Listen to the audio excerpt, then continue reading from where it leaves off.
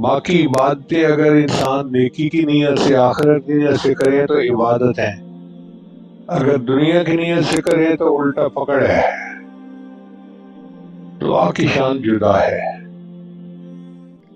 دعا انسان دنیا کے لیے مانگے تو بھی عبادت ہے۔ مثلا ایک بندہ اپنے کاروبار کے لیے دعا مانگے تو دنیا مانگ رہا ہے نا، وہ بھی عبادت ہے۔